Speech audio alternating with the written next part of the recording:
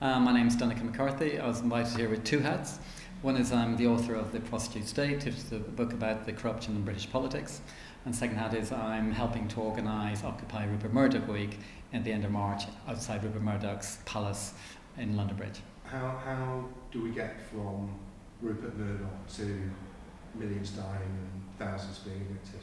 Okay, well, just on the issue of the Iraq War, it's very clear in Alistair Campbell's diaries that Murdoch was ringing Blair day after day, 3 times in the run-up to the week of the war. So whilst 2 million of us were protesting on the streets, pleading with our government not to go to war because we knew what would happen, and the consequences are there to this day, Murdoch has had direct access to the Prime Minister and was saying, my papers will back you. If you go to war, ignore those people in the street. So therefore, Blair was able to go into the House of Parliament knowing that the major media billionaire had his back.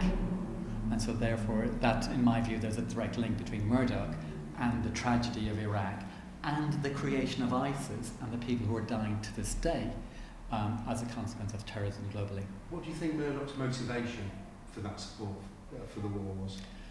Good question. I mean, he's obviously very pro-Israel and the Israeli agenda.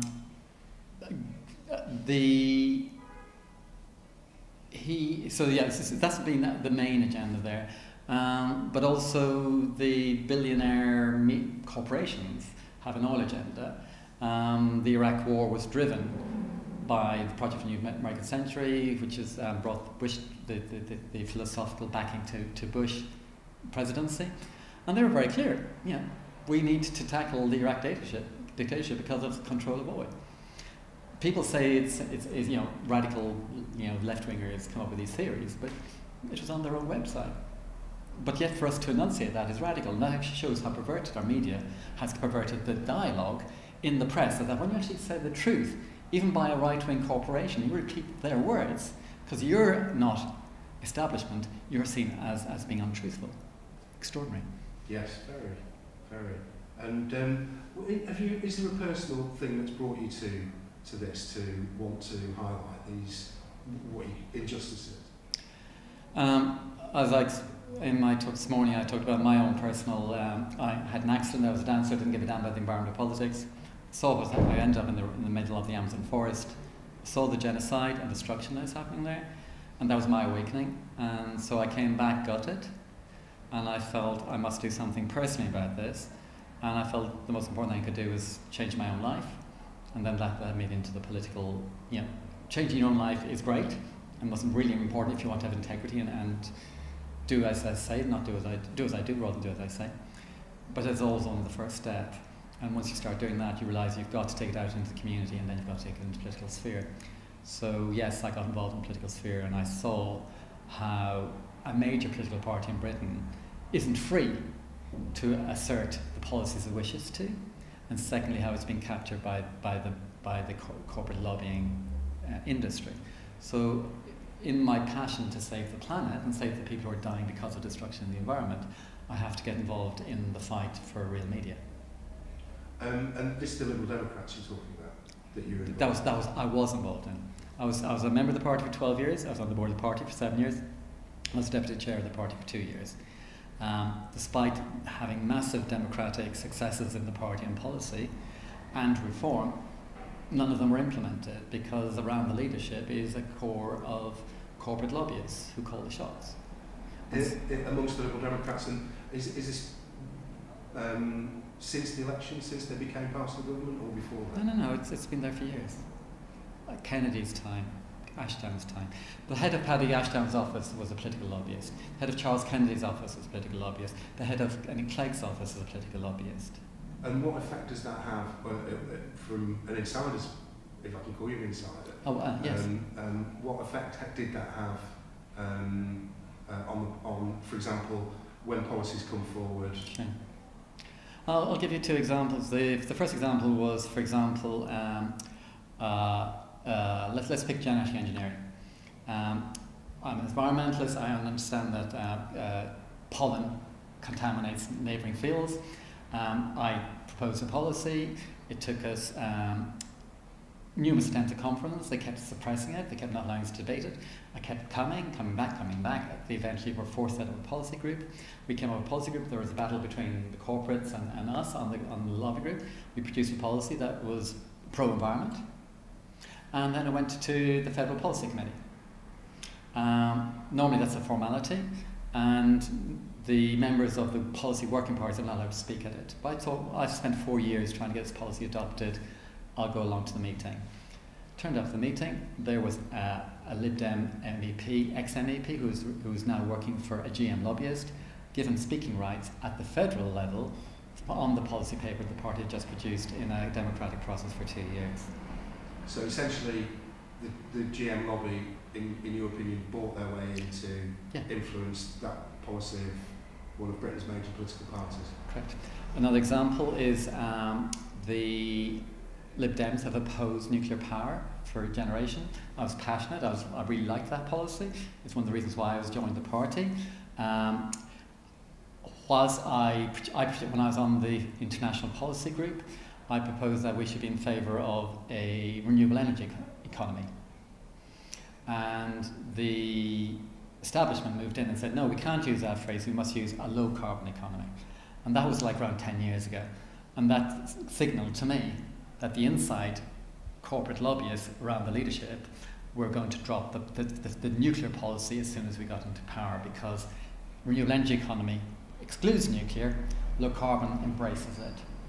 So the party stood on an anti-nuclear platform at the last election. But we have to remember that the treasurer for Nick Clegg's general election campaign is Lord Clement Jones, who is a lobbyist and has been a lobbyist for the nuclear industry. Ed Davies' brother is involved in the nuclear industry, and so therefore when Ed Davey took over as energy minister, he suddenly had a conversion on the road to Damascus, and so the Lib Dems in power, and this wasn't part of the coalition agreement. It was not part of the coalition agreement. Instead of implementing the policy they had for a generation, not only have trying to force it through in British policy, but they're also trying to ram it through all of Europe. The British government, through the Lib Dems, are trying to change, and has successfully changed policy at European level in favour of nuclear. That is how the direct link between lobbying and the outcome of policies is connected. It looks to me, as an outside observer, I suppose, that the Lib Dems are almost certainly going to get wiped out at the next election because of the way they've got into bed with the Tories. Obviously, there's all kinds of policies that you say they've changed because they've been lobbied, not because they're part of a coalition. It's a much wider, more complex story than that. But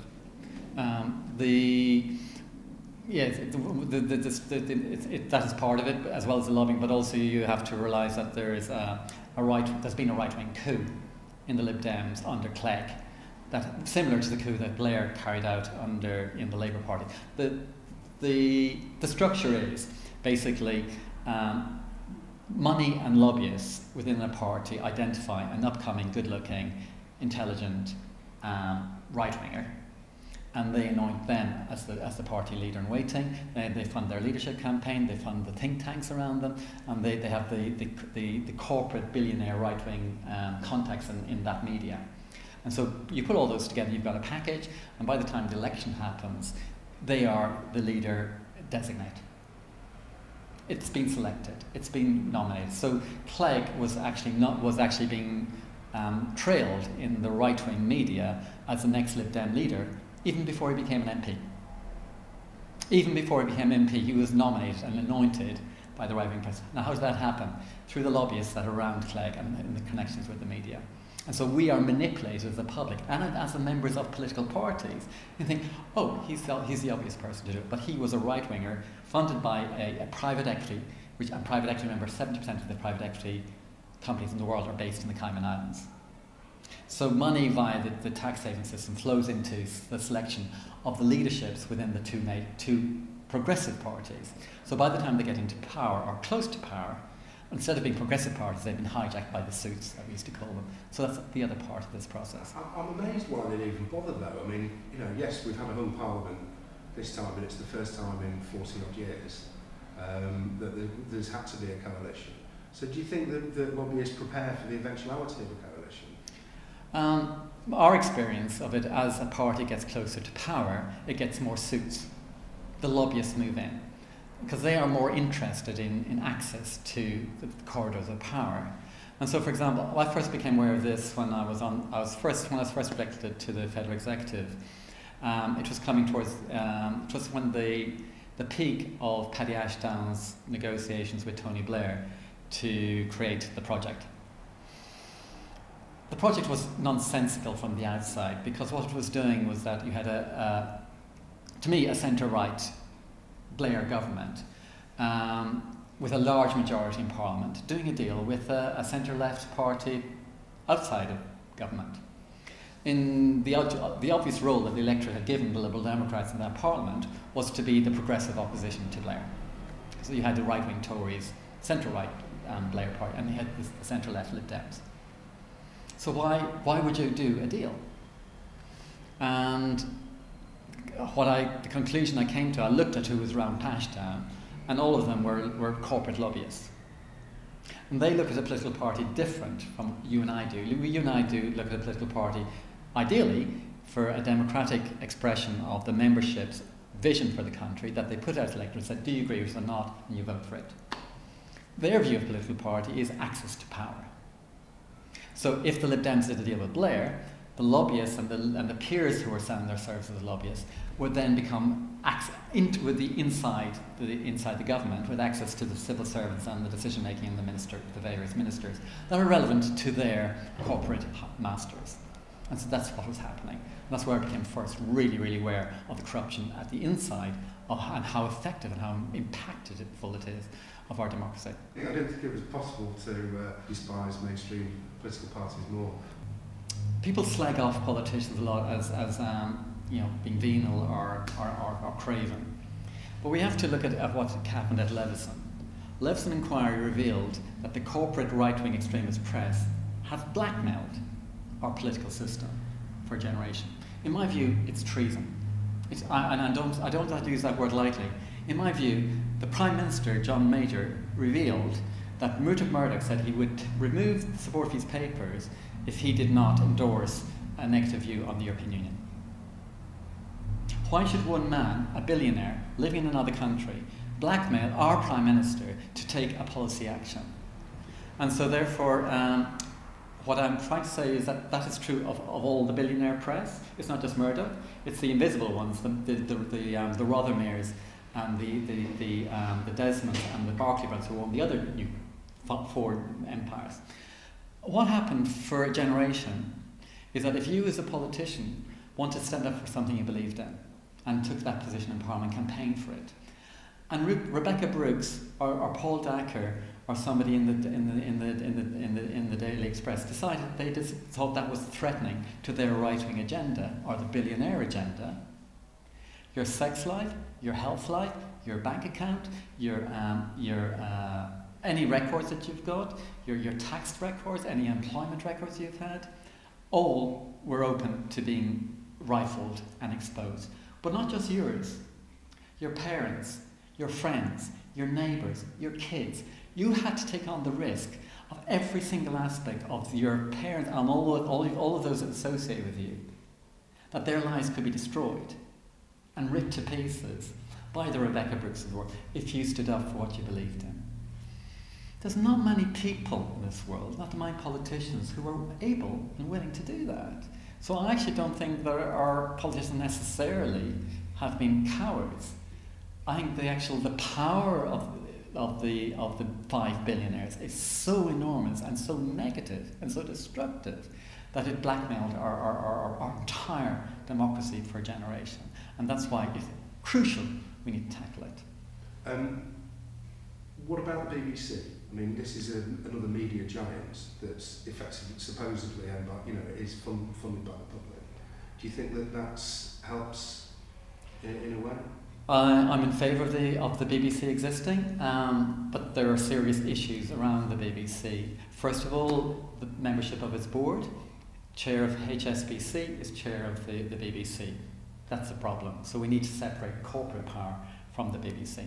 Second issue is that the BBC exists in the sea created by the 5 billionaires.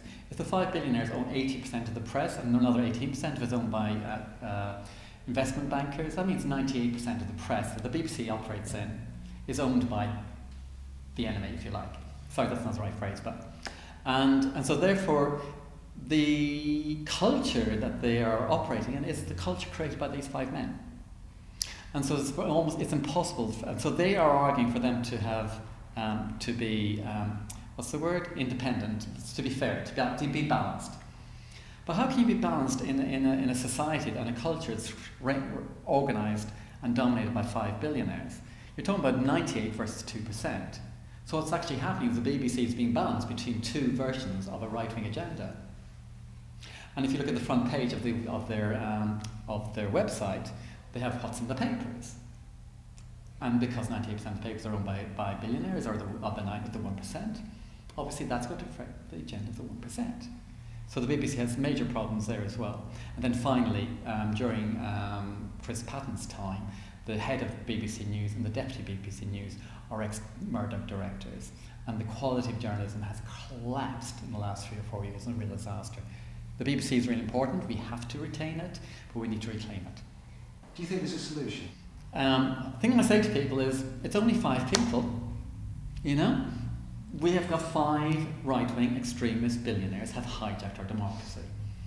Now, should it be on the cause of collective ability, with the intelligence and power and money that we all have, that we can't tackle 5 men? And so therefore, that's, I think, to put it in perspective, because we often talk about the media. I think we need to stop talking about the media, because we create this huge edifice that is very intimidating and very disempowering for us as individual people. It is not a mainstream press, it is not the media, it is 5 extremist right-wing billionaires. I know I'm repetitive, but it's trying to explain what we're up with. So that's what we're up in, so put it into perspective. I think there's lots of fun things we can do. The most important thing we do is not give them our money. If you have Sky, you're funding Murdoch. If you buy the Times, the Sun, the Mail, you're funding these people who are destroying the wealth of the people, because it's hijacked. It's destroying the planet. It's destroying our democratic structures. So if you buy, you're funding us. That's number one. But there's also fun things we can do. And in part of Occupy Rupert Murdoch Week, obviously we're inviting as many people as possible to come to London, in front of Murdoch's Palace, to protest and do non-violent direct action and really make it clear and loud that we want to, what needs to happen. But the second thing we're doing is actually people who can't come, but empowerment, is that we have actually taken legal advice, and it's quite fun. It is not illegal to hide the sun in a supermarket. It is illegal to steal it. So if you take the sun and you walk out with it, that's illegal. But if you take it and hide it behind the fridge, it's not illegal. It's fun. Or even if you want to be a little less dramatic, just turn over the damn thing. So you're pop into the local newspaper shop, or you just turn over the top page of the Sun, because they excel on the rubbish and the vile, evil stuff that's on the front page. You know, gotcha, that sort of stuff. Those horrible stuff, those vile headlines, the anti-immigrant stuff, the anti-women stuff, the anti-vulnerable people stuff, the anti-disabled stuff. Let's say we don't accept that. And a simple act of civil disobedience, you just turn the paper over. Or you find a copy of The Guardian or The Star, Morning Star, and you put it on top of the Sun. Those sort of things. And then another important one, which I think, so we think the divestment campaign by the student union movement is very important, because it's actually saying making profit out of the fossil fuel industry is unethical. And we want to say making profit out of destruction of democracy and attacks on the poor and war that are resulting from the billionaire media is equally unethical. And so therefore, as part of Occupy Democracy Week, we're launching a divestment campaign and saying to people at home, contact your pension provider. If you're a member of a charity or a business, saying, are you making profit out of Murdoch? Do you have shares in News International? Do you have shares in the Daily Mail? Do you have shares in Desmond's, whatever he's called? And that's to divest and hit them where it's right. I'm saying it's unethical for us to be making profit out of this raping of our democracy. What effect do you think these 5 people, because that's all they are, yeah. 5 people. Good, you got the message. What effect do you think they're going to have on the election coming up? Profound. I call UKIP, UKIP was created by the 5 billionaires. The extraordinary thing about it is that it's, for 30 years, I moved to Britain as a migrant. I'm an immigrant, I'm an Irish immigrant, I'm an EU migrant. When I moved here, I perceived myself as a European citizen and saw myself as an equal with the people I came here to work with and contribute to society. And I've worked hard and I've worked in the voluntary sector in Britain. I've made my contribution because I actually feel part of society. In the last 3 years, that concept of my being an equal citizen has changed in my subconscious and my conscious. I now see myself as a migrant, and I see myself as in danger of being, and in some ways I have become a second-class citizen because the regulations that have been introduced as a result of UKIP and the right-wing press are now actually trying to cut back on my equality as a citizen in this country. So, for example, let's say I was found guilty of some crime at a protest, doing peaceful protest, I may face deportation, which I didn't 5 years ago. So instead of just spending a fine or a small prison sentence like the ordinary equal person would do, I could now face deportation, which is exile and removal from all my friends, my roots, my life that I've created here. And so therefore, sorry, it's a bit of a personal tangent, but what I want to bring it back to is for 30 years, they have actually targeted, they first went for refugees, then they went for asylum seekers, and then they went for Bulgarians, then they went for Romanians, and then they went for East Europeans, and now they're going for EU migrants, all of us. And who's next? The fat, the pregnant, it's extraordinary what's happened. So that agenda, year after year after year on the front page, has created UKIP. And is now manifesting as a political force in Britain. And that's dragging all of the other parties to the right and has a huge effect on this general election. So, because people are fed up, they know the government's hijacked. They know that whoever they vote for, it's the bankers and the lobbying party wins. The political lobbying class wins. So they're angry. They know they're being shafted. But through the distraction into UKIP and the migrant issue, they've actually created a right-wing forces to the right of the Tory party to distract that anger. It's a huge malign effect on the general election. On the positive side, things are shifting. I think actually the SNP movement in Scotland is quite a positive movement because all I outlined about the hijacking of the Liberal Democrats by a corporate lobbying elite applies to the Labour Party writ large. In the last couple of weeks there was a huge media story about Alan Milburn, who was attacking the Labour's health policies. Coverage, wall-to-wall coverage on The Guardian, main BBC, right-wing press. None of them covered the fact that Alan Milburn is a lobbyist for the private health corporations. If you look at the nuclear industry, the list of Labour ex-ministers of energy who work for the nuclear lobbyists is that long.